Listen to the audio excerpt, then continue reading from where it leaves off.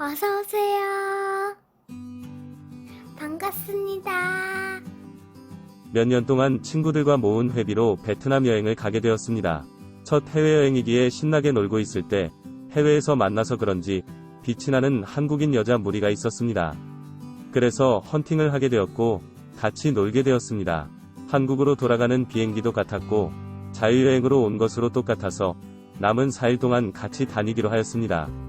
그렇게 남자 3명, 여자 3명으로 여행을 다니게 되었습니다. 그 중에 정말 성격도 외모도 너무 마음에 드는 분이 있었습니다. 적극적으로 어필하였고 여행 하루 만에 사귀게 되었습니다.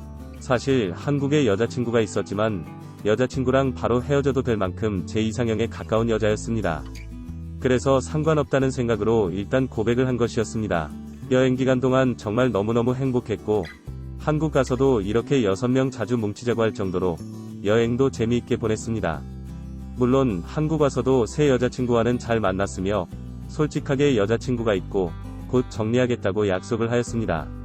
처음에는 많이 화를 내었지만 솔직하게 말해줘서 고맙고 제 진심을 믿는다고 하였습니다. 그리고 그날 원래 여자친구에게는 헤어지자고 통보를 하였습니다. 그리고 솔직하게 정말 사랑하는 사람이 생겼다고 이야기를 하였습니다. 원래 여자친구도 너무나 좋은 사람이었기에 큰 상처를 준 것 같아서 너무 미안했습니다. 마지막으로 한 번만 더 만나자고 여러 번 이야기하고 너무 미안하였기에 거절할 수가 없었습니다. 새 여자친구에게 모든 사실을 이야기해주고 전 여자친구를 만나려 갔습니다. 밥도 먹고 술도 같이 마시면서 많은 이야기를 나눴습니다. 그리고 사과도 하였습니다. 그렇게 술을 적당히 먹고 헤어졌어야 했는데 정신을 차리고 보니 제 집에서 같이 자고 있었습니다. 너무 놀라서 일어났고 핸드폰을 확인하니 새 여자친구에게서 온 부재중 전화와 메시지들로 가득했습니다. 술이 원수라고 자책하면서 전 여자친구를 깨웠습니다. 집으로 돌아가라고 하였지만 둘 다 과음을 했기에 숙취가 심했고 짬뽕으로 해장만 하고 집에 가기로 하였습니다. 그런데 사건이 터지고 말았습니다. 짬뽕을 먹고 있는데 새 여자친구가 연락이 안 되니 머리끝까지 화가 나서 제 집으로 찾아왔습니다.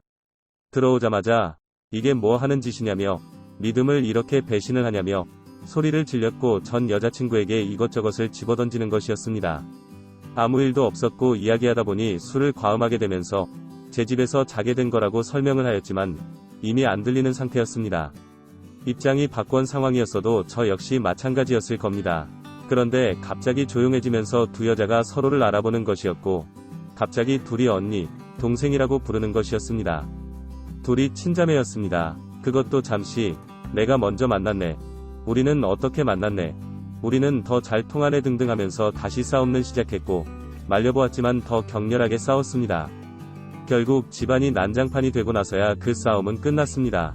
그 후로 서로가 치울 테니 이 집에서 나가라고 하면서 또 싸움이 붙였고 결국 둘 다 내보냈습니다.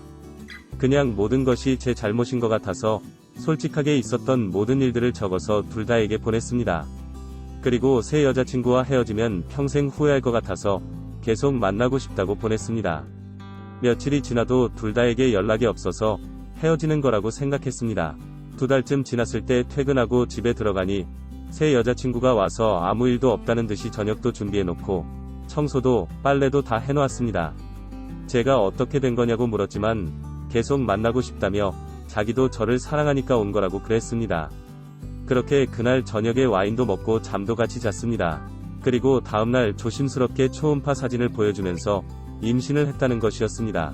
그것도 원래 여자친구였던 언니가 임신을 했다는 것이었습니다. 부모님도 모든 상황을 알고 있고 지우려고 했지만 도저히 지울 수 없다며 나아서 혼자 키우겠다고 집을 나갔다고 하였습니다. 그리고 연락도 안 받는다고 하였습니다. 제가 본인을 얼마나 사랑하는지 알고 본인도 저를 너무 사랑하지만 언니랑 뱃속에 있는 조카를 모른 척할 수가 없다며 언니한테 연락을 해주면 안 되냐는 것이었습니다. 그러면서 우리는 헤어지고 언니랑 결혼해서 행복하게 살았으면 좋겠다는 것이었습니다. 뱃속의 아이와 전 여자친구는 안타깝지만 솔직하게 지금 새 여자친구를 사랑하는데 이렇게 헤어지고 전 여자친구와 결혼을 하라는 말이 너무 가슴이 아팠습니다. 새 여자친구도 충분히 많이 고민하고 내린 결정이라며 꼭 들어줬으면 좋겠다고 하며 집으로 돌아갔습니다. 며칠을 고민하였지만 명쾌한 답이 내려지지 않았습니다. 그래서 일단 전 여자친구가 어떻게 지내는지 지낼 곳은 있는지 걱정이 되어서 연락을 하였습니다. 헤어졌는데 왜 연락하냐고 차갑게 대답하였지만 소식을 다 들었다고 어디 있냐고 보러 가겠다고 하였습니다. 쉽게 가르쳐주지 않았지만 설득 끝에 가서 만났습니다. 고시원에서 지내고 있었고 일단 모든 짐을 다 챙겨서 제 집으로 데리고 왔습니다. 그리고 이야기를 나눴습니다. 절대 아이를 포기할 수 없으니 지우라고 하지 말라는 것이었습니다. 그리고 아직도 저를 많이 사랑한다는 것이었습니다. 제가 죽을 죄를 지었다며 힘들게 해서 너무 미안하다고 하였습니다. 그리고 결혼하자고 하였습니다. 그리고 이 사실을 새 여자친구에게도 알려줬습니다. 고맙다고 하면서도 아쉽고 섭섭한 목소리였습니다. 그렇게 저는 2달 만에 결혼을 하였습니다.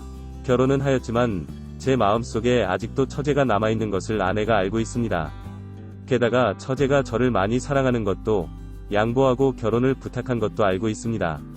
그래서 그런지 가끔 조용히 처제와 둘이 있을 수 있게 자리를 비켜줍니다. 처제도 가끔 둘이 보내는 시간을 좋아하지만 무언가 모르게 답답합니다.